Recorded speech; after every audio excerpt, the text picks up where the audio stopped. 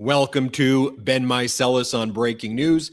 I'm Ben Meiselas, and this is the breaking news.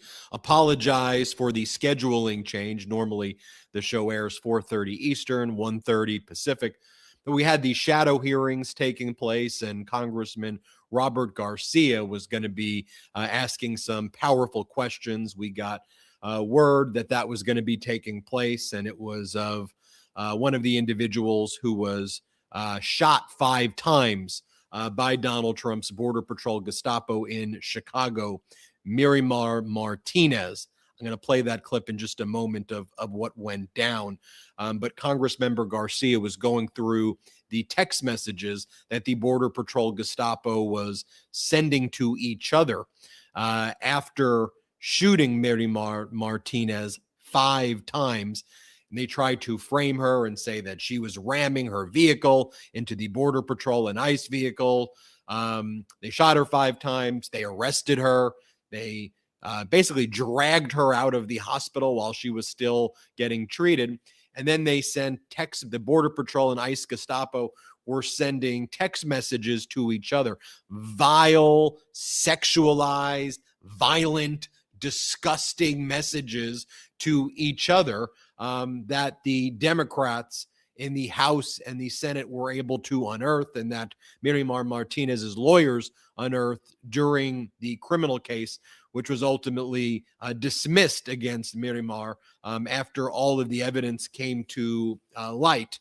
So that's why we're starting when we're starting, because I think it was very important to show those shadow hearings that the Democrats are holding live. The overall shadow hearing was about Border Patrol and ICE, their invasions, their use of force, their terrorism on our streets. So let me just show you Congressmember Garcia reading these text messages. Trigger warning. Stuff is very, very disgusting, grotesque. Words can't even really describe what this is. Here, play this clip.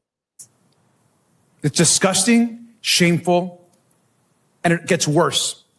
Ms. Martinez, these are images of texts sent by the agent who shot you. And they're actually disturbing to read, but I think it's important for the public to see this. The agent linked an article about your shooting and texted, "Read it. 5 shots, 7 holes. I fired 5 rounds and she had 7 holes. Put that in your book, boys. Oh, well, it is what it is. Shit happens." This is someone that works for the United States government. I fired 5 rounds and she had 7 holes. Now, he was talking about you, and it's our understanding that he was actually bragging about his aim, shooting an unarmed American citizen. Is that right? Correct. I'm so sorry, Ms. Martinez. DHS has allowed the agent who shot you to remove evidence and to potentially destroy it. Is that correct? Correct. And if you're wondering, well, how did we even get here?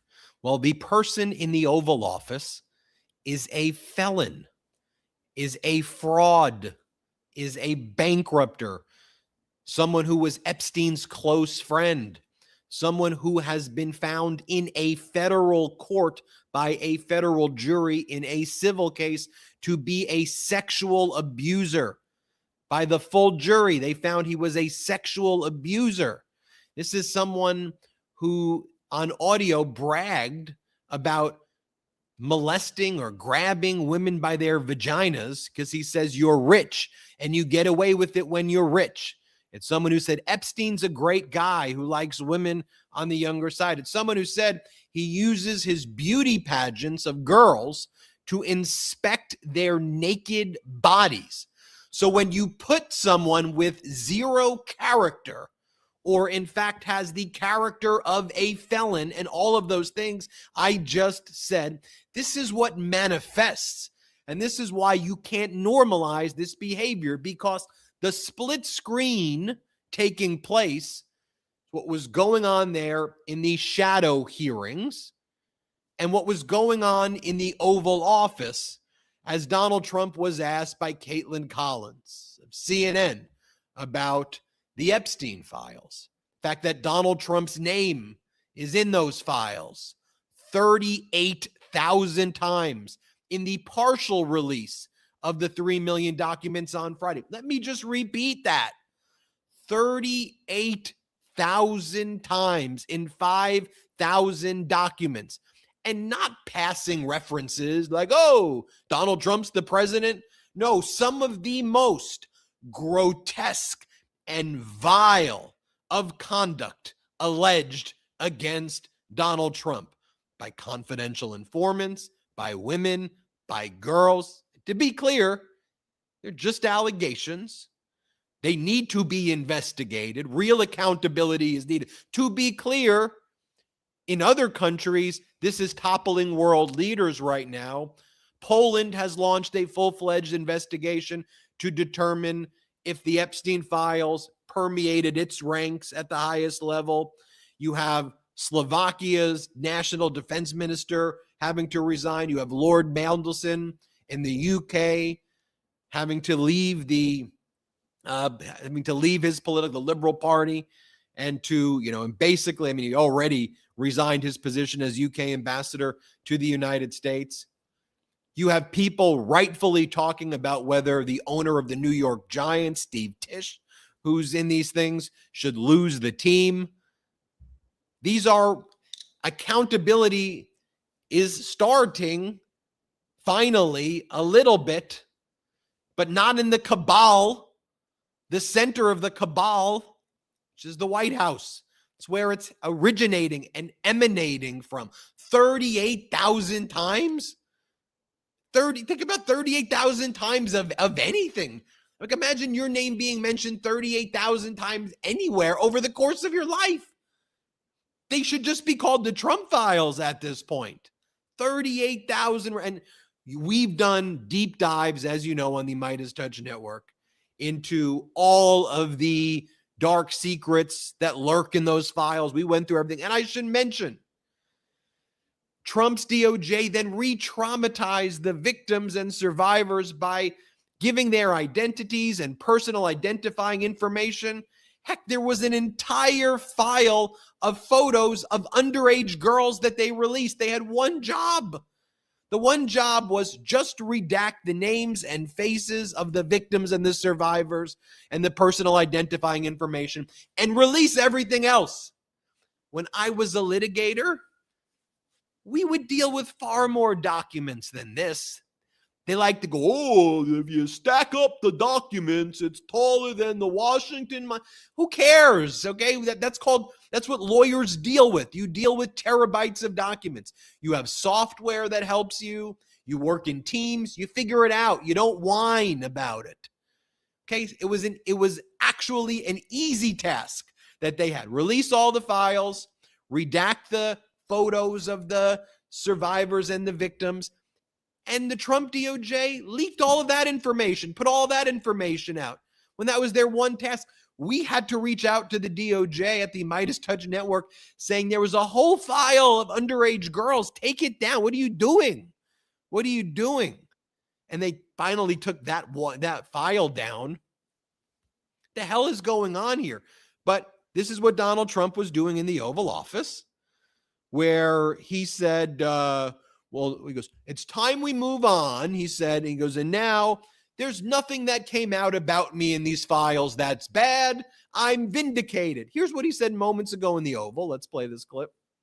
And you tell me something else. No, I think it's really time for the country to get onto something else. Really. Now that nothing came out about me, other than it was a conspiracy against me, literally, by Epstein and other people. But I think it's time now for the country to maybe get onto something else. What would you say to people who feel like they haven't gotten justice, Mr. President? Something that people care about. Let's play the other clip too, Jeremy, that we've got. Let's play the other one. Time for the country to get onto something else. Really. Now that nothing came out about me, other than it was a conspiracy against me, literally, by Epstein and other people. But I think it's time now for the country to maybe get onto something else. But what would you say to people who like feel like they haven't gotten healthcare justice, Mr. President? Something that people care about. Yeah, what did you say? Go ahead, What would you CNN. say to are the so survivors bad. who feel like they haven't gotten You are the justice? worst reporter. No wonder CNN has no ratings because of people like you. You know, she's a young woman. I don't think I've ever seen you smile. I've known you for 10 years. I don't think I've ever seen a smile Well, in I'm your asking face. you about survivors. You know why? You know why you're not smiling? Because you know you're not telling the truth, and you're a very dishonest organization, and they should be ashamed of you. Okay, go Survivors ahead. of a sexual abuse or health care. It's hard to appropriately frame in words what a vile scumbag he is. You're a young woman, you're a young female. Why aren't you smiling when she's talking about survivors who are raped by Jeffrey Epstein and a child sex trafficking ring where we've seen why aren't you smiling? She should be laughing. Is that what he believes the survivors and the victims should be smiling and saying, "Thank you, Donald. Ha ha ha ha ha. Thank you, Donald." Well, they should be. I don't get how anybody of any political, I could care less if you're a Democrat, if you're an independent, if you're a Republican. What we just observed is a vile scumbag human. A vile scumbag. Can we all, is that how we think other human beings just should act? Take away the politics of that. Why aren't you smiling? You're a young woman when she's talking about the damage and the pain and the suffering of survivors of a child sex trafficking ring with photos of underage girls by Trump's DOJ being put out there while Trump goes, "I've been vindicated and everything is great and everything is, and if anything, it was a conspiracy against me." And you know how he roots it and centers it back in him, that they were all out to get Donald. No, Donald. They were out to get the underage girls. That's what was happening. Okay. You want to know where it was happening also? At your home. At your damn home. In Mar-a-Lago. That was one of the areas of ground zero where child sex trafficking was taking place. And it's undisputed. It's like, oh, Ben, he's going to sue you. You're getting it's an undisputed fact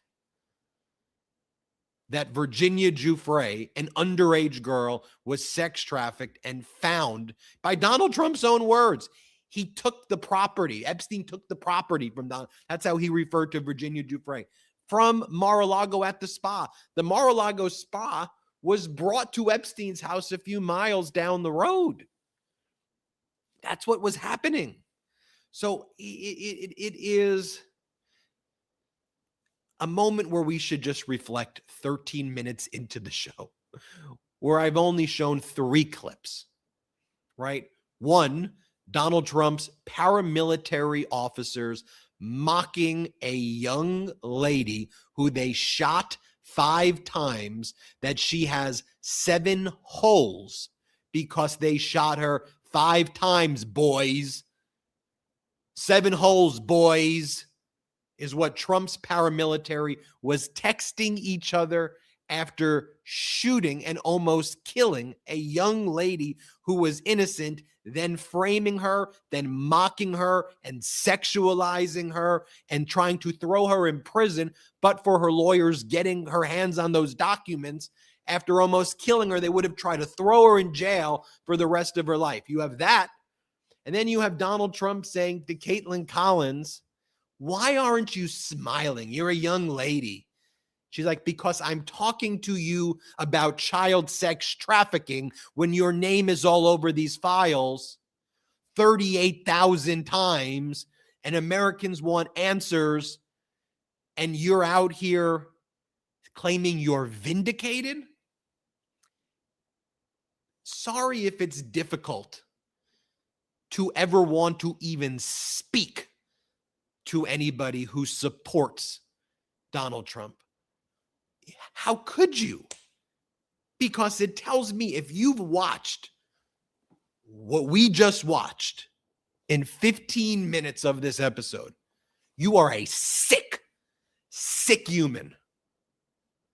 Because a normal human's response to what I just showed you in these 15 minutes is to not just be angry, but to be so overwhelmed with anger that you struggle to grasp for the right words because your entire perception of reality and the world is so hurt by the fact that you genuinely have a cabal of these oligarchs who have caused such pain and suffering to the world and used child sex trafficking as their currency for blackmailing each other, for trading favors. The child sex trafficking of underage girls was used as the chips, if you will, in their game of inflicting pain and suffering through all these other ways. I mean, you think about it, permeating the files that talk about the underage child sex trafficking.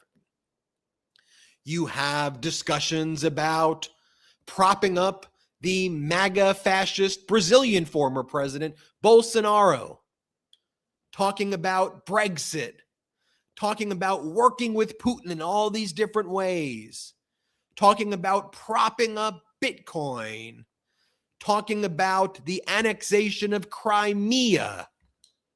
And it wasn't like Epstein's just talking to like randos. He was talking to like the main royal in the United Arab Emirates, right? The family that Trump right now just took $500 million like to his own company for, World Liberty Financial, and then gave our semiconductor chips to, the most highly classified, highly sensitive information we have in the United States, just gave it over to the United Arab Emirates after they invest $500 million in Trump's company. And then Trump's like, I don't know anything about that. I don't know anything about that. But Epstein's talking to that royal family. Epstein's talking to the former prime minister of Norway. Epstein's talking to Steve Bannon on like a daily basis, who Donald Trump posted about yesterday. Donald Trump posted a photo yesterday of Steve Bannon saying, this is such a great guy. And he just thinks we're stupid. Oh, Donald, you're just posting a photo randomly of Steve Bannon yesterday. Oh, maybe it's not like you just think we're stupid. If you're posting it, of course, because you're trying to signal to Steve Bannon, I still got your back. Don't talk shit about me. Don't say the truth about me. That's why I'm posting you. Here's a great guy who's been treated really unfairly. You think we don't realize that that's why you were posting photos of Steve Bannon yesterday?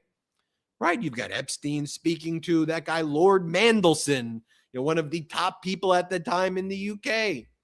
You've got Epstein talking to Ehud Barak, the former prime minister of Israel. And they're all talking about meetings with Putin, meetings with this, meetings with that, meetings with that. It's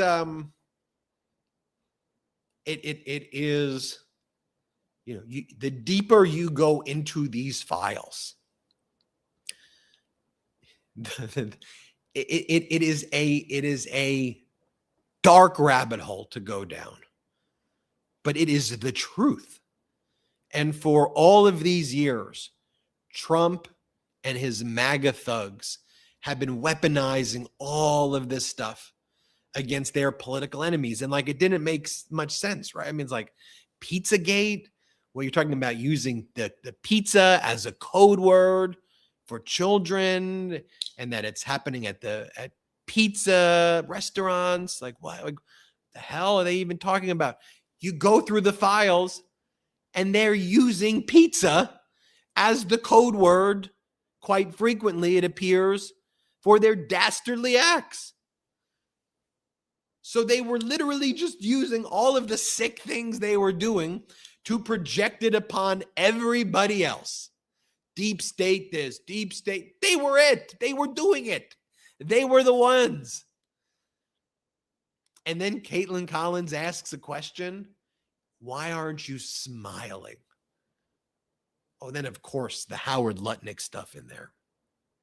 When Howard Lutnick brought his children apparently to Epstein Island and told Jeffrey Epstein, yeah, I've got a 13-year-old. I got an 11-year-old. My friend's got 9-year-olds. After Lutnick said, oh, remember Lutnick's interview with Miranda Devine of the New York Post?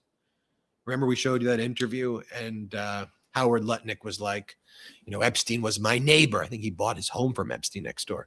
And he said, hey, neighbor, you want to come over in 2005? So I went into Epstein's house. He said, I want to give you a tour, Howard. So I took a tour. We got up there to the living room. And there was a massage table. And I said, a massage table in the middle of a living room? And Epstein says, the kind of massages I like. And I said, I'm getting out of here. So I went back to my wife and I said, darling, that man is disgusting. And I've never, ever had a professional or business or anything with him ever again. You're all over the files, bud.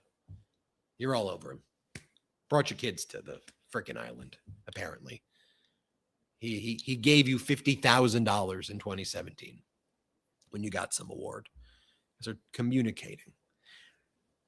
That's why for me, none of this is political. I when people say, oh, well, you're this liberal podcast, this is the leftist podcast.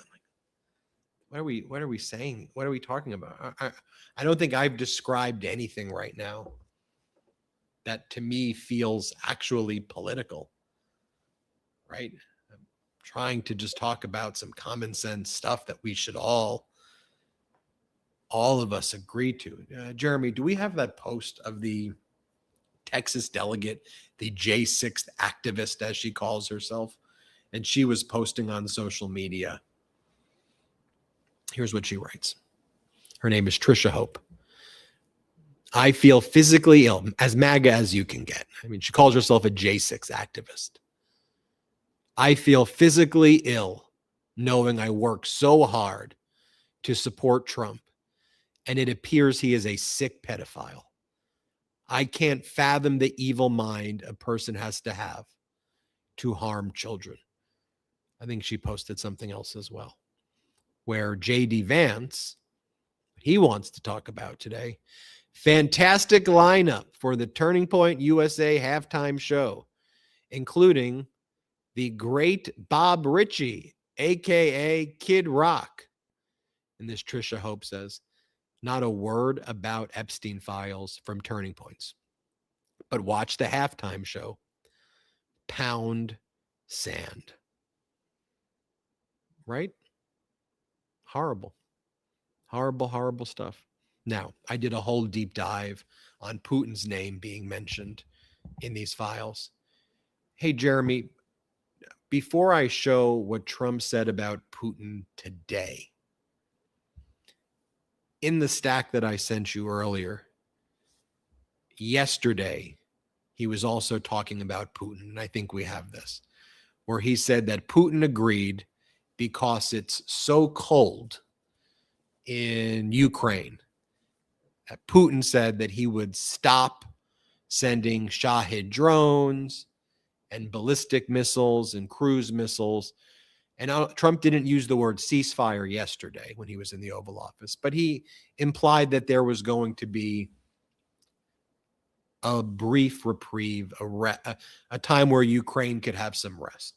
And in fact, yesterday, Zelensky started posting and saying, you see, when the United States president actually gets involved and applies pressure, finally, there were no missile strikes or shaheeds, and in negative 22 degrees, we can finally have some room to breathe.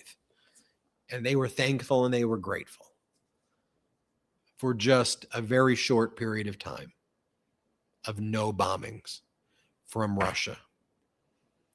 And Donald Trump was asked about that yesterday. So first, let's play yesterday, and then, Jeremy, I'm going to show the one from today. But let's go back to what he said yesterday in the Oval Office. Let's play it. There's tremendous hatred between Zelensky and Putin. Tremendous hatred. I mean, it's a shame, but it's taken longer than we thought. I did call up President Putin, and he's agreed. He's put it out to. They have the same cold wave that we do. Maybe different because it's pretty far away, but it's the equivalent. And Ukraine's a very cold country. It's much colder than us. It's colder than, they say, on average, it's Canada or colder. And on top of that, they have a tremendous cold wave. And I asked him if he wouldn't shoot for a period of 1 week, no missiles going into Kiev or any other towns, and he's agreed to do it. So it's something. That was yesterday. While that was taking place, Putin had launched one of the biggest strikes over the course of the war in Kyiv and Kharkiv. Hundreds of Shahid drones, ballistic missiles, hitting residential areas. That's what it looked like about an hour after Donald Trump said that. Okay. So Donald Trump was asked about that today. Here's what he said today.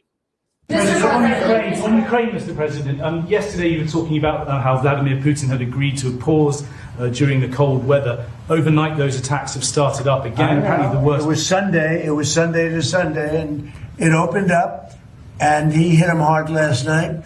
No, he agreed. He kept his word on that. It's a lot. 1 week is, we'll take anything because it's really, really cold over there. But it was on Sunday, and he went from Sunday to Sunday. Are you disappointed he didn't go further or go Yeah, longer? I want him to end the war.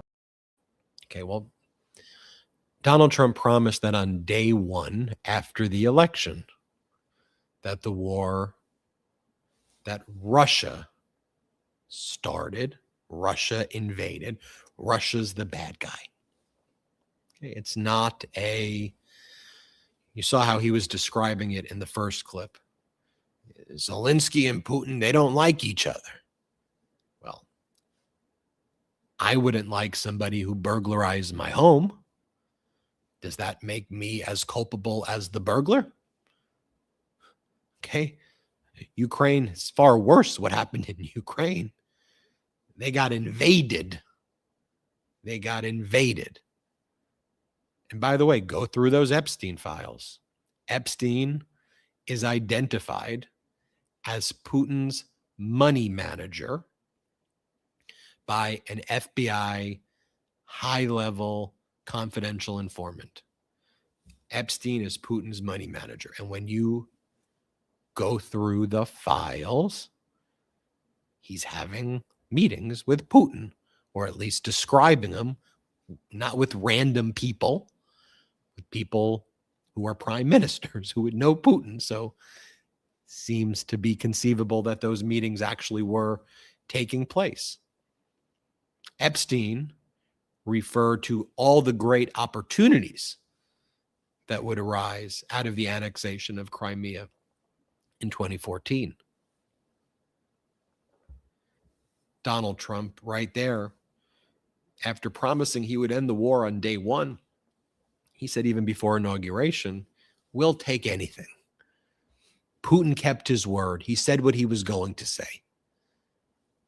Yet again, I genuinely wonder, not because of a political affiliation I have, as a human being,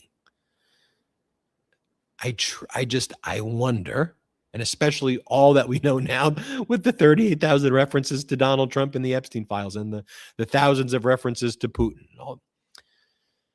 and the references to everybody else in this thing. I don't get how another human being can watch what I just showed you and support that guy and like that guy and think that that's a good guy And I understand his approval's at 37%, but 37% still means 37% of a country of over 300 million people like this guy. Still, with all that I've showed you in the first 29 minutes of this episode, I then don't get what is disqualifying for you. Nothing. You must get off on this stuff. You must share that same pathology, that MAGA zombified pathology. We'll talk more about that when we come back. I want to remind everybody, you may think you're subscribed to this YouTube channel. Double check, because you may not actually be subscribed. Go to MeidasPlus.com. That's our Substack. Join, become a member of this YouTube channel, gift memberships to others. That's how we've been growing, thanks to you. Go to store.MeidasTouch.com for the Meidas merch. We'll be right back after our first and only quick break of the show. After all the chaos of the holidays, I hit that familiar wall where it's 5:30, I'm staring into the fridge, and somehow dinner has still not magically cooked itself. I've burned things, undercooked things, and I had been ordering way too much overpriced takeout. But then I got Tavala. This podcast is sponsored by Tavala. Tavala is a smart meal delivery service, fresh meals, and a smart oven that does the cooking for you. And I mean actually does it. You scan the meal's QR code, pop it in the oven, and it cooks everything perfectly. Steaming, baking, broiling, automatically. Zero guesswork. You can save up to $300 on the Tavala Smart Oven when you order 6+ times by heading to tavala.com/Meidas using my code Meidas for a limited time. So just the other night, I made a crispy orange chicken with fried rice in my Tavala, and it was unreal. Chef crafted, real ingredients, tastes homemade, without the headache. I'm truly obsessed. It saves me at least 45 minutes a night. And it's not just for their meals. I've scanned Eggo waffles and store-bought stuff too, and it knows exactly what to do.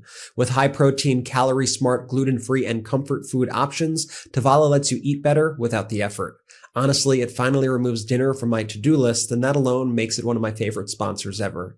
For a limited time, because you are a MeidasTouch podcast listener, you can save up to $300 on the Tavala Smart Oven when you order meals 6+ times by heading to tavala.com/Meidas and use my code Meidas. That's MEIDAS. That's up to $300 off when you head to tavala.com/Meidas and use promo code Meidas. One last time, that's TOVALA.com, and make sure you use my promo code Meidas, MEIDAS, for up to $300 off the Tavala Smart Oven. Remember, with Tavala, dinner is taken care of. Welcome back. Support our sponsors. Discount codes are in the description below. It's a heavy first segment, so I'll do my best to lighten the mood a little bit.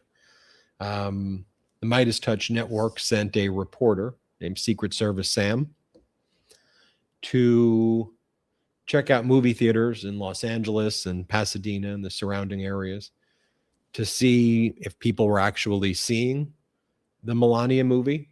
And so we wanted to investigate if there was waste, fraud, and abuse behind the Melania Trump movie. Here was our findings. Play it. What did you just tell me you said? I mean, they're saying that people are paying they're paying people to watch the movie, so it's pretty empty. Wow.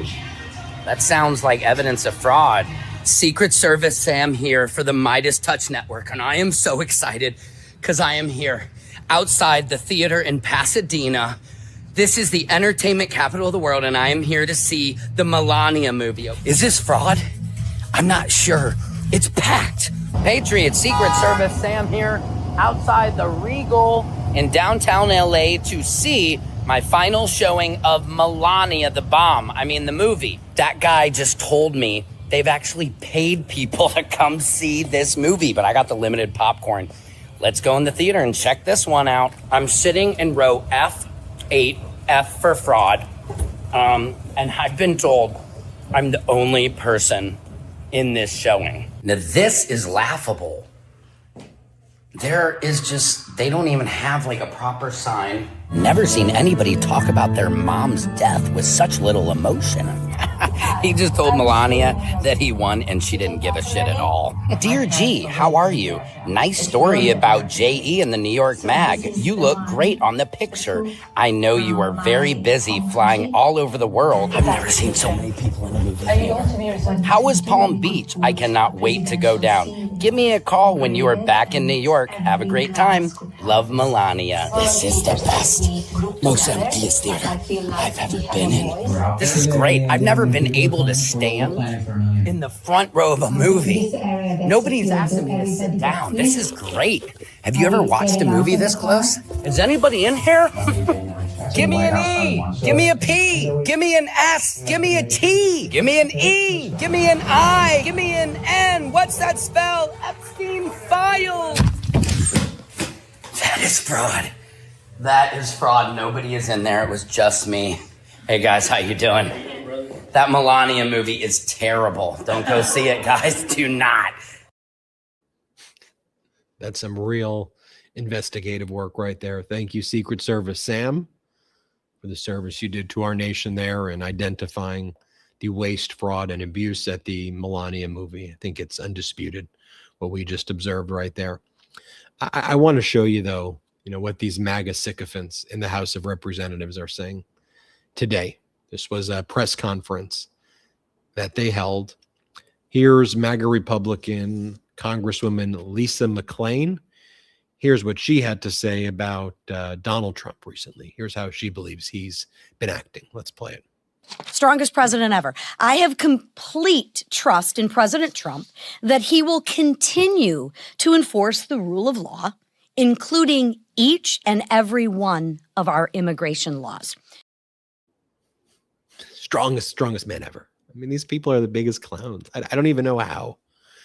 I truly don't even know how these people exist.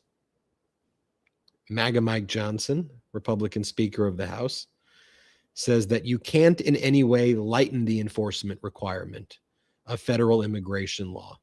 That's what the American people demand and deserve. Here, play this clip. We have to make sure we maintain the important parameters here. We can't go down the road of amnesty. You can't in any way lighten the enforcement requirement of federal immigration law. That's what the American people demand and deserve. We want dangerous illegal criminals to be sent out of the country, and they've been very successful at that. But I'll just show you this. So by now, we have a Washington, D.C. bureau, and Pablo Manriquez has been doing a great job. So I think Pablo asked MAGA Mike one of the best questions. And he talked about Matthew 25:35, because MAGA Mike always wants to cite scripture about the atrocities. So we figured, our reporter, who brilliant, this is why independent media is so needed right now. Pablo says, can you defend utilizing scripture based on Matthew 25:35 the way you all are treating migrants? Here, play this clip. Poblio has cited Matthew 25:35 to critique Donald Trump's mass deportation agenda. How would you respond to Poblio in Scripture? So you want me to give you a theological dissertation? All right. I'll tell you what, I'll post it on my website later today, but let me give you a quick summary. Borders and walls are biblical. From the Old Testament to the New, God has allowed us to set up our civil societies and have separate nations. Immigration is not something that's frowned upon in Scripture. In fact, it's welcome. We're to welcome the sojourner and love our neighbor as ourselves. But what's also important in the Bible is that assimilation is expected and anticipated and proper. When someone comes into your country, comes into your nation, they do not have the right to change its laws or to change a society. They're expected to assimilate. We haven't had a lot of that going on. When people cite passages out of the Old Testament, they say, well, you're supposed to take care of the sojourner and the neighbor and treat them as yourself, welcome them in. Yes, but that is an admonition to individuals, not to the civil authorities. The civil authorities are given authority under Scripture to maintain order. Romans 12. You want to view this? Romans 13 says that the civil authorities are God's agents of wrath to bring punishment upon the wrongdoer.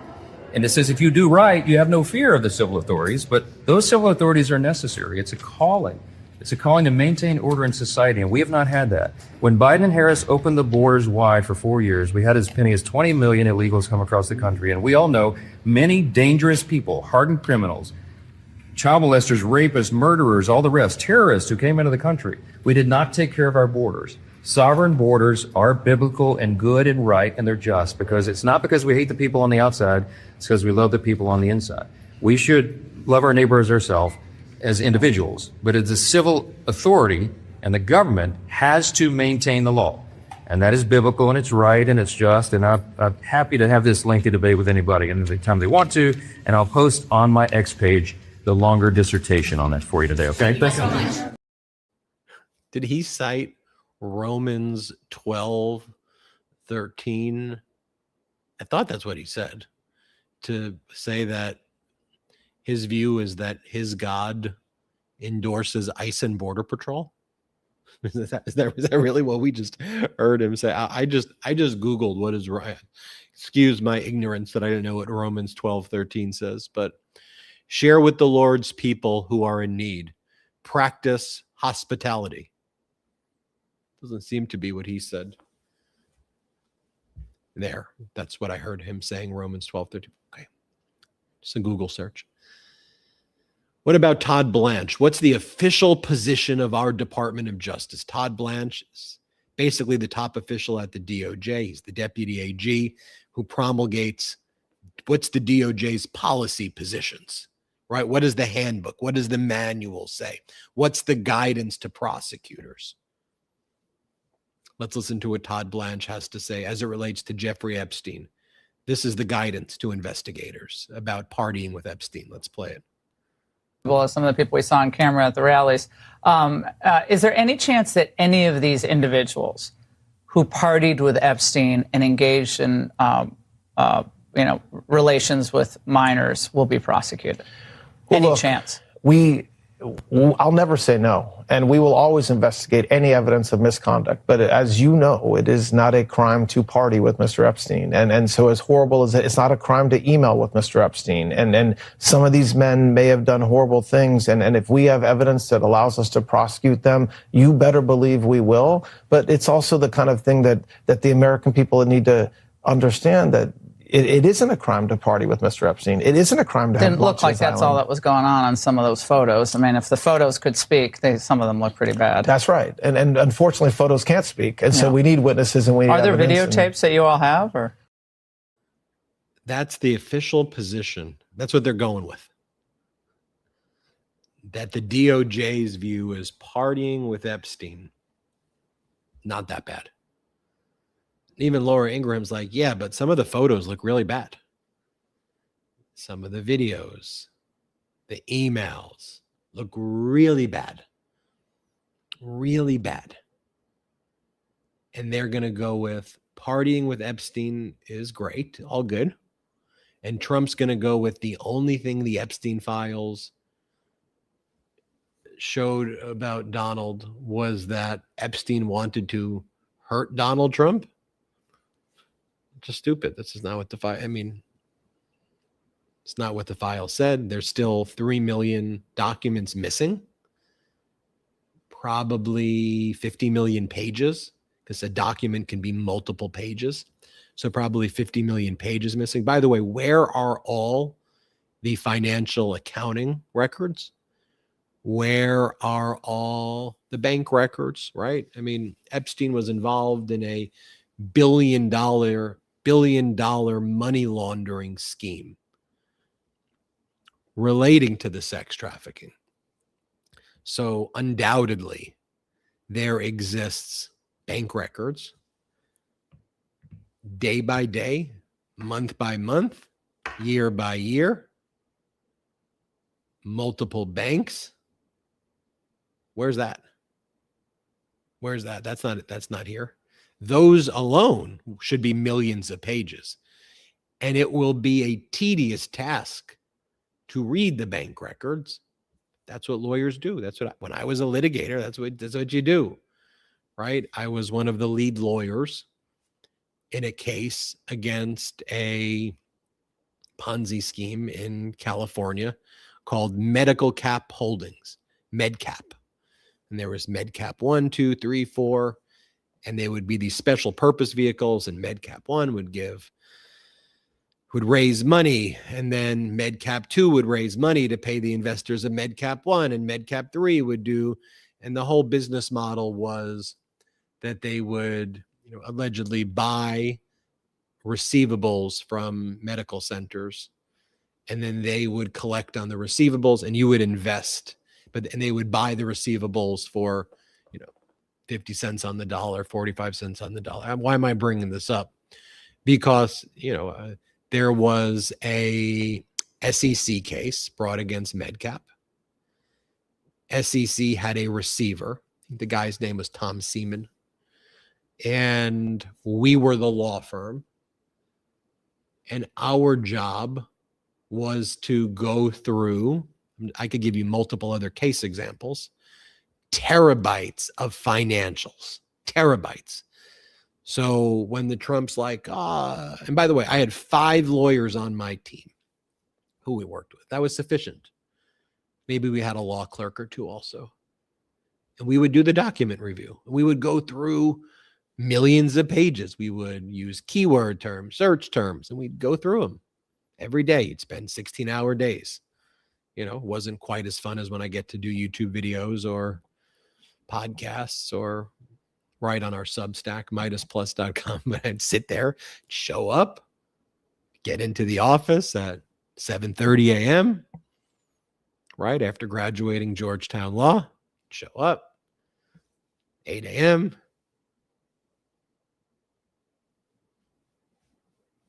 you just go through the documents. That's what you do. That's what you do all day. You'd be with a team of 5 people. You grab lunch. You order in dinner at the office. You show back up to your house. I'm usually at 10:30 p.m. You do that 6 days a week. That's what it's like to be a young, for those who are watching who know people who work at law firms, and do that type of work. That's what you do. You don't complain about it. You don't whine about it. Okay, maybe privately you whine about it occasionally. But that's what you do. And you find the documents and you get it done and you redact what needs to be redacted. And that's just what happens. That's just what you do. So when this DOJ claims they have 1,000 lawyers working on it, if I had 1,000 lawyers, we'd get it done in 3 days. 1,000 lawyers? That's the stupidest thing I've ever heard. 250 lawyers? And by the way, they act like, we didn't even have a lot of time. We had 60 days. What do you mean? First off, you had 30 days and you missed the deadline. But you had since last February when Pam Bondi said it was on her desk. And you had 1,000 lawyers working on it from March of 2025 to the present. That's what all the public want to talk about: waste, fraud, and abuse. What were we paying all these FBI agents and DOJ lawyers overtime for if they weren't reviewing it and they were billing overtime for this stuff? By the way, did you all hear the story today about that DOJ lawyer in one of these cases where a judge was calling out the lawyer for violating court order after court order after court order, like the DOJ, and the lawyer had like a breakdown in the court and said to the judge, she said, her name is, I think, Julie Lee. And she goes, the judge is like, counsel, here, I'll just read it. Shocking federal court moment. DOJ attorney Julie Lee. The judge says, what's going on, counsel? Why are you continuing to violate court order after court order? And this is what the DOJ lawyer says. The system sucks. This job sucks. Can you please hold me in contempt, Your Honor? I need to sleep. Hold me in contempt. That's where we are at the DOJ, where a DOJ lawyer is asking a federal judge to hold the DOJ lawyer in contempt to get rest so that she doesn't have to do the job anymore. It's a cry for help. And, as a law professor, it's hard because I would always tell my law students in the past, the best place you can work at is the DOJ. I don't care if it's a Democratic administration or a Republican administration. Those are some of the hardest jobs to get. Being a DOJ lawyer, you know, it's they usually pick the top students. You gain great experience. It's a great path if you want to become a judge. Some people stay at the DOJ for their life, but you get trial experience. It's a great way to then go into private practice. Like I know DOJ lawyers work 5-6 years at the DOJ. Then you work at a corporate firm and they'll pay you like $800K. 5 years in, 6 years, $800K, just because you have so much experience and clients want to hire you because you know so much, make a lot of money and learn a lot. But now, and by the way, at the DOJ itself, you probably make $140 a year, $130 a year, still good money. But when you go into private practice, you can make crazy money. And and be armed with so much knowledge and be in demand. But like now, who wants to work for the DOJ? I don't know what to tell my law student. Because you don't want to sound political, but it's not a matter of being political. It's just the DOJ is not doing good work right now. They're getting sanctioned and they're losing cases. And so right now it's not worth it. And also private firms are not going to want to hire you when you get sanctioned or when you lose cases, right? The idea of why they hired you before is because you'd win cases and you'd gain experience. Not anymore. Now you become a podcaster. Someone said that. Now you become a podcast. Now you take your Georgetown law degree, you litigate your cases, and then you go, you know what? I'm going to be a YouTuber. That's what you do. That's what you do. I want to mention this as well. Former President Clinton and former Secretary of State Hillary Clinton, they've agreed to testify before the House Oversight Committee regarding the Epstein files. And James Comer and the MAGA Republicans just had their bluff called because they wanted to hold the Clintons in contempt. And if you were to have a hierarchy of people to get their depositions in public settings, right, on the Epstein files, to me, Hillary Clinton isn't on your list at all, just being blunt. She is nothing. There's nothing there. Bill Clinton would probably be in my tier 2. I would want his deposition, but not right away.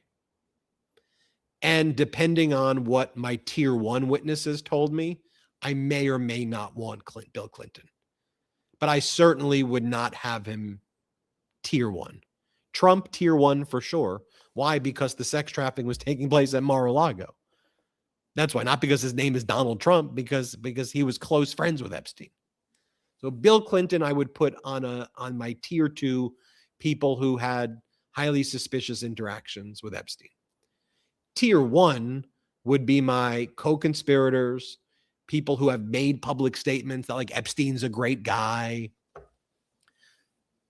Ghislaine would be tier 1, right? She was willing to speak with Donald Trump's criminal defense attorney, now number 2 at the DOJ, but she's not being forced to testify publicly at the DOJ. Just think about that, right? My tier 1, the Epstein's bankers, the people who run Epstein's estate, Epstein's lawyer.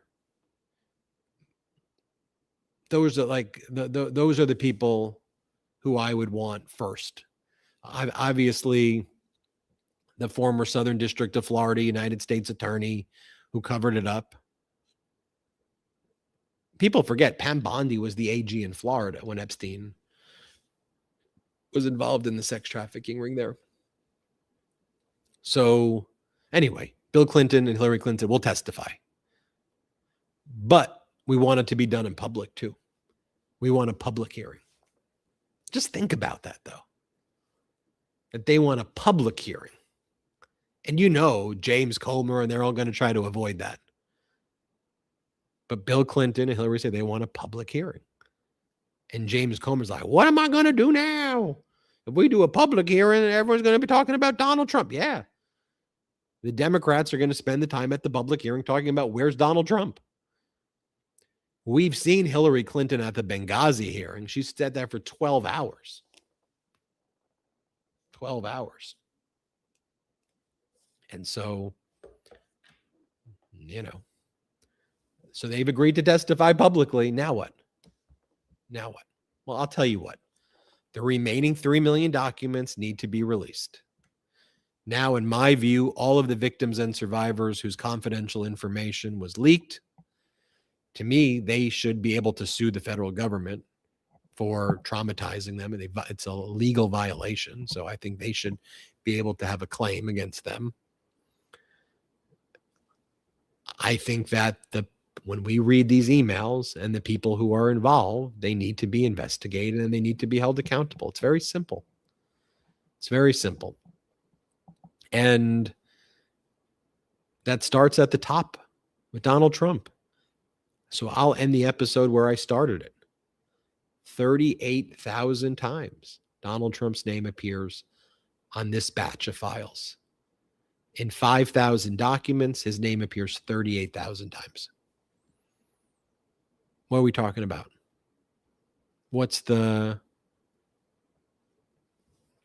There's really still debate at this point? So at some point, you're either with that behavior, and that's who you are as a person, or you're against it. And whether you're a Republican, Democrat, or independent, you should be against it. But setting aside what you should be against, we should also talk about what we should be for. I don't want to lose sight of that, because what we should be for, and it shouldn't be corny or feeling, that what I'm saying is, why are you going there? But we should feel love and empathy and a desire for friendship and community. And we should help people. We should lift up people. Should care about human dignity and human rights and equality and diversity and equity and inclusion. Those should not be bad words. We should stand up for each other. We should support democracy. We should support our allies. That's what we should do. That's what we as human beings who have a short period of time to be alive on this planet should do with our lives at a bare minimum, and not use our precious time on this planet to inflict pain on others who are just trying to utilize their precious time in a meaningful and material way. That's my bare minimum. And I just think that there's so much going on that we lose sight, or we lose track of, like, golden arches, golden ballrooms, billions of dollars in payments from the Saudis, and invading Greenland and attacking. It's just this whole Trumpian cancer has really metastasized in a way to block a basic human dignity and a basic love and compassion out there. And so I hope you take a little bit of that away today. So with that reminder, subscribe to this YouTube channel. Let's get to 6 million subscribers. Subscribe to our Substack, MeidasPlus.com. Check out our merch, store.MeidasTouch.com. You can join and become a member of this YouTube channel. We appreciate you, and shout out to the Meidas Mighty. Want to stay plugged in? Become a subscriber to our Substack at MeidasPlus.com. You'll get daily recaps from Ron Filipkowski, ad-free episodes of our podcast, and more exclusive content only available at MeidasPlus.com.